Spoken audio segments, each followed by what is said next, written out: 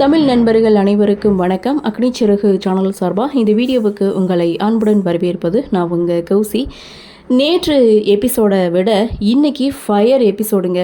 அந்த போலி நகையை எடுத்துகிட்டு துளசி வீட்டுக்கு வராங்க. தீபா ஆஃபீஸ்க்கு ரெடி ஆகுறாங்க. பரவாயில்ல, இன்றைக்கி ஒரு நாள் மட்டும் லீவை போடுங்கன்னு சொல்லிட்டு கேசவனை கூப்பிட்டு எதையாவது எங்ககிட்டேருந்து மறைச்சிருக்கியா அப்படின்னு சொல்லி துளசி கேட்குறாங்க.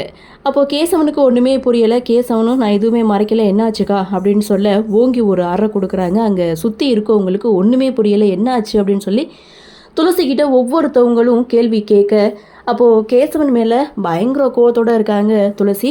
ஸோ அந்த இடத்துல தான் கொண்டு வந்த நகைகளை கீழே கொட்டி இந்த நகை எல்லாமே போலி அப்படின்னு சொல்லும்போது அதுக்கு சான்ஸே கிடையாது அப்படின்னு தீபா ஒரு பக்கம் சொல்ல, அப்போது லக்ஷ்மி சொல்கிறாங்க, இது தீபாவுக்கு போட்ட நகையாச்சு, தீபா அன்றைக்கி தான் திருப்பி கொடுத்துட்டாலே அப்படின்னு சொல்லும்போது இது எல்லாமே போலி நகை அப்படின்னு சொல்லிட்டு அன்னைக்கு அவன் வாங்கின கடனுக்காக பல வருஷ கனவையே குழி தோண்டி புதைச்சிட்டான். இன்றைக்கி குடும்ப மானத்தையே கப்பல் ஏற்றிட்டான் அப்படின்னு சொல்லி துளசி கோவப்பட இதற்கு வாய்ப்பே இல்லை. இந்த வீட்டில் என் நகைக்கு ஆசைப்பட்டவங்க இருக்காங்க, அவங்க தான் இந்த வேலையை பார்த்துருக்கணும்னு கவிதாவை பார்த்து சொல்ல, கவிதா ஒரு பக்கம் தீபா கிட்ட சண்டைக்கு போக ஒரு கட்டத்தில் கவிதாவும் தீபாவை அடிக்க போகிறாங்க. ஸோ அந்த இடத்துல துளசி தான் தடுக்கிறாங்க. ஸோ இது மாதிரி பெரிய கலவரமே வீட்டில் நடந்துகிட்டு இருக்கும்போது அப்போது அஞ்சலியோடைய என்ட்ரி.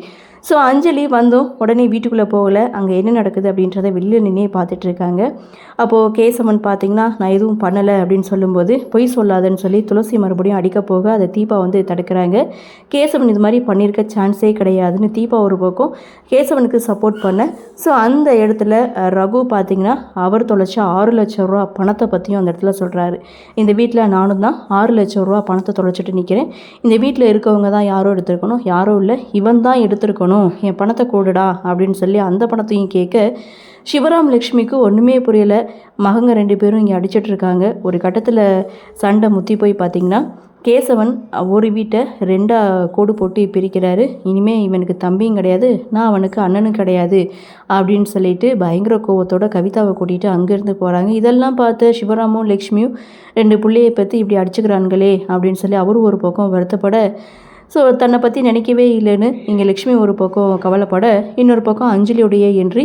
ஸோ அஞ்சலி வந்ததுமே இங்கே நடந்த சண்டையை அஞ்சலிக்கிட்டேருந்து மறைக்கிறாங்க. ஆனால் அஞ்சலி வெளியில் நின்று பார்த்துட்டு தான் வீட்டுக்குள்ளே வருவாங்க. ஸோ இதுக்கப்புறம் முருகன் பார்த்திங்கன்னா மகேஷை பற்றி விசாரிக்கும் போது ஸோ எல்லாருமே ஷாக் ஆகுறாங்க, என்னாச்சு அவருக்கு அப்படின்னு சொல்லி கேட்கும்போது அதெல்லாம் ஒன்றும் இல்லை அப்படின்னு சொல்லி சமாளிக்க, அப்போது மகேஷும் என்ட்ரி கொடுக்குறாரு. அவரும் பார்த்திங்கன்னா உள்ளே என்ன நடக்குது அப்படின்றத வெளியில் நின்னே பார்த்துட்ருக்காரு. இதோட எபிசோடையும் முடிக்கிறாங்க. ஆக மொத்தம் இன்றைக்கி எபிசோட் அப்படின்றது துளசி அந்த நகையை கொண்டு கேசவன் முன்னாடி கொட்டினாலும் கேசவன் மேலே எந்த தப்பும் இருக்காதுன்னு தீபா ஒரு பக்கம் ரொம்ப ஸ்ட்ராங்காகவே நம்புகிறாங்க. ஆனால் பண்ணின தப்பை எல்லாம் பண்ணிவிட்டு ஆனால் உண்மையை ஒத்துக்கிறாமல் சைலண்ட்டாக நின்றுட்டு இருக்காரு கேசவன். ஸோ இதனால் குடும்பமே 2 ஆகுது. சரி, அடுத்து என்ன நடக்கும் அப்படின்ற எதிர்பார்ப்போட இன்றைக்கி எபிசோடை முடிச்சிருக்காங்க. சரி, என்ன நடக்குது, என்ன மாதிரியான சுவாரஸ்யத்தோடு கதைக்கள நகர்வை கொண்டு வராங்க அப்படின்றத நாமளும் பொறுத்திருந்து பார்க்கலாம். இன்றைய பகுதி பற்றின உங்களுடைய கருத்தை வழக்கம்போல் கமெண்ட் செக்ஷனில் பதிவு பண்ணுங்கள். இந்த வீடியோ உங்களுக்கு பிடிச்சிருந்தால் லைக் பண்ணுங்கள், ஷேர் பண்ணுங்கள், மறக்காமல் நம்ம சேனலில் சப்ஸ்கிரைப் பண்ணிக்கிறீங்கன்னு சொல்லி இந்த வீடியோவில் இருந்து விடைபெறுகிறேன். நன்றி, வணக்கம்.